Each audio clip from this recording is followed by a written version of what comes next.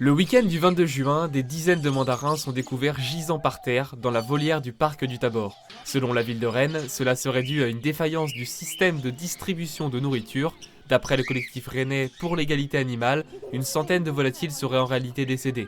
Une hécatombe qui a poussé l'association à mettre en ligne une pétition pour demander la fermeture définitive de la volière. On travaille aux côtés, on va dire, de la mairie depuis 2014.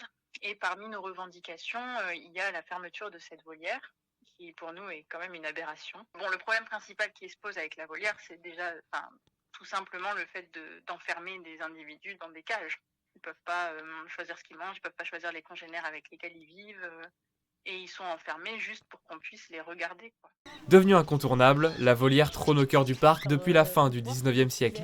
Les promeneurs rennais y sont très attachés. Moi, ça m'apaise. Vous, les enfants, qu'est-ce que ça vous fait, vous qui n'êtes jamais venus ici? C'est rigolo. C'est rigolo. Le Tabor et la volière, c'est mes souvenirs d'enfance. Je me promenais là avec ma maman et je suis contente d'y emmener mes enfants. Ils ont l'air quand même assez libres. C'est vrai qu'ils sont renfermés, mais ils peuvent voler. Après, la nourriture, ça peut arriver à n'importe qui. Ils y sont pour rien. Il faut pas la fermer.